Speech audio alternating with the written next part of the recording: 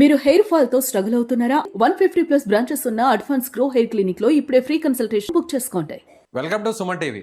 సండేలో ఒక interesting match అంటే second match జరగబోతుంది. అది ఆర్సీబీ వర్సెస్ చెన్నై. సిఎస్కే ఎందుకో వరుసగా ఫెయిల్యూర్ అవుతూనే ఉంది. కానీ రేపు జరగబోయే మ్యాచ్లో ఎలాంటి ఇంట్రెస్టింగ్ పాయింట్స్ మనకి హైలైట్ అయ్యే ఛాన్స్ ఉంది. ముఖ్యంగా సంజు శాంసన్ తిరిగి ఫామ్లోకి వస్తాడా? T20 world cup hero. కానీ ఎందుకో ఇప్పటికే ఫ్యాన్స్ని కాస్త నిరాశపరిచాడు. కానీ రేపు జరగబోతున్నటువంటి మ్యాచ్లో శాంసన్ క్లిక్ అవుతాడా? చూద్దాం. మనతో పాటున్నారు దీని గురించి అనాలిసిస్ ఇవ్వడానికి సీనియర్ స్పోర్ట్స్ అనలిస్ట్ వెంకటేష్ గారు. వెంకటేష్ గారు నమస్తే. నమస్తే విజయ్. సో కోహ్లీ ఫామ్లోకి వచ్చాడు, కోహ్లీ బ్యాటింగ్ చూసాం, మళ్ళీ ఇప్పుడు కోహ్లీ మళ్ళీ ఆ స్థాయిలో బెంగళూరులో అక్కడ మళ్ళీ దంచుకొట్టే ఛాన్స్ ఉందంటారా? RCB is looking very very strong. Last year form ని వాళ్ళు కంటిన్యూ చేస్తున్నట్టుగా ఉన్నారు, బౌలింగ్ కానీ బ్యాటింగ్ కానీ. ఈవెన్ హ్యాజల్వుడ్ లేకపోయినా కూడా వాళ్ళు చాలా ఇంప్రెసివ్ గా పర్ఫామ్ చేశారు. హ్యాజల్వుడ్ లేని లోటుని ఏమాత్రం కనిపించిన జేకబ్ డఫీ అతను ఒక man of the match performance ఇచ్చాడు లాస్ట్ మ్యాచ్ లో. సో అదే ఫామ్ కనుక కంటిన్యూ చేస్తే ఆర్సీబీ తమ రెండో విజయం నమోదు చేసుకునే అవకాశం కనిపిస్తుంది. చిన్నిస్వామి స్టేడియం అంటేనే ఆర్సీబీకి ఉన్న ఫ్యాన్ బేస్ మామూలుగా ఉండదు. సో సెకండ్ మ్యాచ్ కూడా మళ్ళీ వాళ్ళకి అక్కడే జరుగుతుంది. అది కూడా అడ్వాంటేజ్ గా మారే అవకాశం ఉందంటారా? డెఫినెట్ గా అంత ఆర్సీబీ ఫ్యాన్స్ అంత పెద్ద మొత్తంలోనే ఉంటారు. కానీ మనం చూస్తుంది ఏంటంటే గౌహటిలో జరిగినా ఎక్కడ జరిగినా చెన్నై ఫ్యాన్స్ కూడా ఉంటారు. చెన్నై ఎక్కడ ఆడినా కూడా మీకు ఎల్లో షర్ట్స్ కనిపిస్తూనే ఉంటాయి.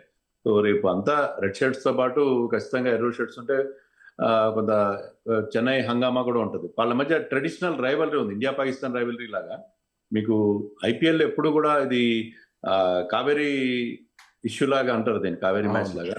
కొంచెం వాళ్ళకి ఎమోషనల్ గా ఫీల్ అవుతారు. చెన్నై వర్సెస్ ఆర్సీబీ మ్యాచ్ ఎప్పుడు కూడా కొంత ఎమోషనల్ ఇన్వాల్వ్మెంట్ ఉంటుంది. కర్ణాటక వర్సెస్ తమిళనాడు లాగా కర్ణాటక తమిళనాడు రైవలరీ ఎప్పుడు ఉంటుంది. సో మ్యాచ్ డెఫినెట్ గా డెసిబుల్ లెవెల్స్ చాలా హైగా ఉంటాయి, క్రౌడ్ ఇన్వాల్వ్మెంట్ చాలా హెవీగా ఉంటుంది. డెఫినెట్ గా ఒక ఇంటెన్స్ బ్యాటిల్ ఉండే పరిస్థితి కనిపిస్తుంది. కానీ ఎందుకో Sanju Samson so world cup hero కానీ 2 మ్యాచ్ల్లో కూడా నిరాశపరిచాడు. హోప్స్ అన్ని కూడా అంటే ఫ్యాన్స్ అందరూ కూడా ఎంఎస్ ధోని ప్లేస్ని ఆక్యుపై చేస్తాడు అని అందరూ కూడా ఎక్స్పెక్ట్ చేశాడు. కానీ ఆ పరిస్థితి కనిపించట్లేదు. రేపు మ్యాచ్లో ఎలా ఉండబోతుంది? 2 మ్యాచ్ ఫెయిల్ అయ్యాడు. అంటే సంజు శాంసన్ వరల్డ్ కప్ ఆడిన తర్వాత అతని మీద ఎక్స్పెక్టేషన్స్ చాలా హైగా ఉన్నాయి. అతను కూడా రియలైజ్ అవ్వాల్సింది ఏంటంటే రవిచంద్రన్ అశ్విన్ చెప్పినట్టుగా he has to respect the conditions. First match అక్కడ గౌహటిలో ఆడారు, అక్కడ పిచ్ లో కాస్త మాయిశ్చర్ ఉంది, బౌలర్స్ హెల్ప్ ఉంది, అయినా సరే ఒక ర్యాష్ షాట్ ఆడే ప్రయత్నం చేశారు. అలాగే సెకండ్ మ్యాచ్ లో ball was swinging. So swing అవుతున్న బాల్ కి పంజాబ్ తో జరిగిన మ్యాచ్ లో అతను ఆ బాల్ ని ఆడే ప్రయత్నం చేశాడు. ఫస్ట్ కపుల్ ఆఫ్ ఓవర్స్ కాస్త టైం తీసుకొని అతను ఆడితే సరిపోతుంది. అంతేగాని స్టార్టింగ్ నుంచి అగ్రెసివ్ గా ఆడాలని ఏం రూల్ ఏం లేదు. కొంత టైం తీసుకోవచ్చు. ఓపెనర్ గా వచ్చిన వాడు ముఖ్యంగా న్యూ బాల్ ఫేస్ చేస్తున్నప్పుడు కొంత టైం తీసుకోవాలి. టైం తీసుకుంటే ఒకసారి సెటిల్ అయితే అతను ఎంత బాగా ఆడతాడని మనకు తెలుసు. కానీ అతను ఫస్ట్ ఓవర్లో సెకండ్ ఓవర్లో పెద్ద షాట్స్ కొట్టిపోయి అవుట్ అవడం అనేది మనం చూస్తున్నాం. సో అది అతను రియలైజ్ అయి ఉంటాడు డెఫినెట్ గా. ఎందుకంటే కెరియర్లో ఎన్నో దెబ్బలు తిన్నాడు, తర్వాత అతనికి మంచి సక్సెస్ వచ్చింది వరల్డ్ కప్ లో. సో ఆ సక్సెస్ ని ఈ సీజన్ లో క్యారీ చేయడానికి అతను ప్రయత్నం చేస్తాడు. సో ఒక డిఫరెంట్ సంజుని మనం ఈ మ్యాచ్ లో చూసే అవకాశం. సో ఆయుష్ మాత్రే చిన్న వయసులోనే ఒక డైనమైట్ లాగా వెళ్తున్నాడు. నిన్న మ్యాచ్ లో ఒకనొక దశలో గెలిపించబోతున్నాడు అనేటువంటి ఆశలు అందరికి కలిగాయి. కానీ అనూహ్యంగా అవుట్ అవడం వల్ల మ్యాచ్ మొత్తం స్వరూపం మారిపోయింది. ఏమంటారు? ఆయుష్ మాత్రే ఒక ఫ్యూచర్ ఇండియన్ మనకి ఒక లీడర్ గా చెప్పుకోవచ్చా క్రికెట్ కి? మొన్న అండర్-19 వరల్డ్ కప్ అతని క్యాప్టెన్సీ లో మనం గెలిచాం.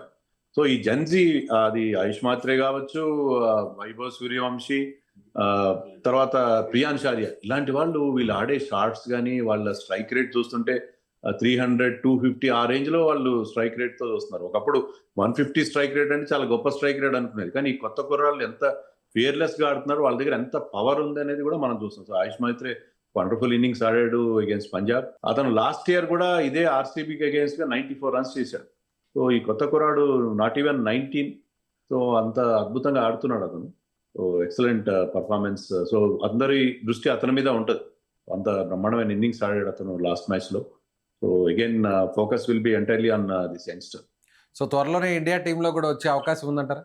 త్వరలో అని చెప్పలే కానీ డెఫినెట్ గా అతనికి ఆడుతున్న తీరు, అతను బౌలింగ్ కూడా బాగానే చేస్తాడు, ఆఫ్ స్పిన్ వేస్తాడు. సో ఐ థింక్ అతను కూడా ఒక ఇండియాకి ఒక మంచి ప్రాస్పెక్ట్ గా సెలెక్టర్స్ రాడార్ లో ఉండే అవకాశం కనిపిస్తుంది. చెన్నై సూపర్ కింగ్స్ అందరూ కూడా ఒక ఇద్దరు కుర్రాళ్ళని కోట్లు పెట్టి మరీ టీంలోకి తీసుకొచ్చారు. కానీ వాళ్ళు అసలు ఎక్కడ కూడా ఆ స్థాయిలో ఆడే పరిస్థితి కనిపించట్లేదు. అందరూ కూడా హోప్స్ అంతా కూడా ఈ కొత్త వాళ్ళని తీసుకొచ్చారు, వీళ్ళే స్టార్లు అవబోతున్నారని చాలా చాలా ఎక్స్పెక్టేషన్స్ జరిగాయి. కానీ ఎక్కడ అసలు కనిపించట్లేదు. నిజమే. ఎందుకంటే ఈవెన్ ఫారిన్ ప్లేయర్స్ ని కూడా పక్కన పెట్టి ఈ ఇద్దరు యంగ్స్టర్స్ ని వాళ్ళు ఆడిస్తున్నారు. ఇద్దరికి 14 కోట్లు పెట్టారు ఒక్కొక్కరికి. కానీ కార్తిక్ శర్మ గానీ, ప్రశాంత్ వీర్ గానీ ఏమాత్రం ఇంప్రెస్ చేయలేదు ఇద్దరు బ్యాట్. ప్రశాంత్ వీర్ ఏంటంటే జడేజా లాంటి ఒక లెఫ్ట్ ఆర్మ్ స్పిన్నింగ్ ఆల్రౌండర్ అనుకున్నాం. కానీ పంజాబ్తో జరిగిన మ్యాచ్ లో అతనికి బౌలింగ్ కూడా ఒక ఓవర్ కూడా ఇవ్వలేదు. సో వాళ్ళు అనుకున్న స్థాయిలో వాళ్ళు ఇంతవరకు అయితే అంటే 2 మ్యాచ్లు అయినాయి.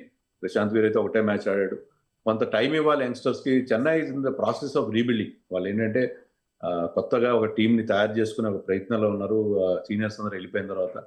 సో అందుకని ఏంటంటే మనం కొంత టైం ఇవ్వాలి. ఎందుకంటే వాళ్ళకి ఎబిలిటీ ఉంది. సో చెన్నై యూజువల్ గా వాళ్ళకి ఒక లాంగ్ రోప్ ఇస్తుంది, వాళ్ళకి ఎక్కువ అవకాశాలు ఇస్తుంది. చూడాలి మరి ఫ్యూచర్ లో వాళ్ళు అంది రాకపోతే మాత్రం definitely they will have problems definite గా. ఎందుకంటే ఆ మిడిల్ ఆర్డర్ లో వాళ్ళకి కొంత లోటు కనిపిస్తుంది. సంజు కానీ రుతురాజ్ కానీ ఆశించిన స్థాయిలో ఆడట్లేదు కాబట్టి చెన్నై నో డౌట్ పంజాబ్ కి అగేన్స్ట్ గా 200 చేశారు, 209 చేశారు. కానీ ఆ పిచ్ మీద అది కూడా సరిపోలేదు. వాళ్ళకున్న బౌలింగ్ వీక్నెస్ తో వాళ్ళు బ్యాటింగ్ మరింతగా క్లిక్ కావాల్సిన అవసరం. సో బౌలింగ్ విషయంలో చాలా వీక్ గా కనిపిస్తుంది. బ్యాటింగ్ విషయంలో కాస్త ఆయుష్ మాత్రే, అలాగే రుతురాజ్ గైక్వాడ్, అలా శివం దుబే వీళ్ళు ఆడి కాస్త వరకు ఆ స్కోర్ని చేయగలిగారు. కానీ బౌలింగ్ విషయానికి వస్తే తేలిపోయినట్లు కనిపిస్తుంది. అందుకే పంజాబ్ చాలా ఈజీగా గెలిచేసి. బౌలింగ్ లో ముఖ్యంగా నూర్ అహ్మద్ లాస్ట్ ఇయర్ లాగా బౌలింగ్ చేయట్లేదు. మ్యాట్ హెన్రీని తీసుకొచ్చారు. మ్యాట్ హెన్రీ కూడా చాలా ఎక్స్పెన్సివ్ అయిపోతున్నాడు. సో అర్జుల్ కాంబోజ్ కానీ ఎవరు కూడా వాళ్ళకి ఆశించిన స్థాయిలో రాహుల్ చహర్ ఆడించారు ఆ మ్యాచ్ లో, జేమీ వార్టన్ పక్కన పెట్టి. కానీ స్పిన్నర్స్ కానీ పేసర్స్ కానీ చెన్నై బౌలింగ్ లో విపరీతమైన వీక్నెస్ మనకు కనిపిస్తుంది. పతిరానా, జడేజా, అశ్విన్ లాంటి కీలకమైన బౌలర్స్ ని వాళ్ళు ఖచ్చితంగా మిస్ అవుతున్నారు. సో అందుకనే వాళ్ళ బ్యాటింగ్ ఆర్డర్ బాగుంది కాబట్టి శివం దుబే, సంజు శాంసన్, రుతురాజ్ లాంటి వాళ్ళు ఉన్నారు కాబట్టి వాళ్ళు డెఫినెట్ గా బ్యాటింగ్ బాగా చేస్తేనే మ్యాచ్లు గెలిచే అవకాశం ఉంది. డెవల్డ్ బ్రవిస్ కనుక యాడ్ అయితే ఇంజరీ నుంచి కోలుకొని టీం మరింత బ్యాటింగ్ మరింత ఫైర్ పవర్ వచ్చే అవకాశం. ధోని లేని ఆ లోటు కూడా చాలా స్పష్టంగా కనిపిస్తుంది. టీంలో ధోని ఒకవేళ ఉంటే మ్యాచ్ స్వరూపం ఇంకోలా మారుతుంది అని అందరూ కూడా అంటారు. నిజంగా ధోని ఉంటే డెఫినెట్ గా అతని ప్రెజెన్స్ కానీ, అతను ఇచ్చే సలహాలు కానీ, అతని వాస్ట్ క్రికెటింగ్ నాలెడ్జ్ కానీ ఆ టీం చాలా ఉపయోగపడుతుంది. బట్ ధోని ఇంజరీ కారణంగా ఆడట్లేదు. But they should learn to play without Dhoni. ఎందుకంటే Dhoni already 45 years.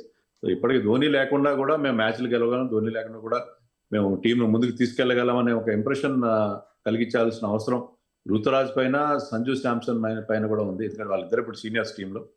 So I think Dhoni లేకపోయినా సరే మేము సిఎస్కే విన్నింగ్ మొమెంటమ్ ని, కన్సిస్టెన్సీని మెయింటైన్ చేస్తామని చెప్పి వాళ్ళు ఆ పట్టుదల వాళ్ళు ప్రదర్శించాల్సిన అవసరం ఉంది.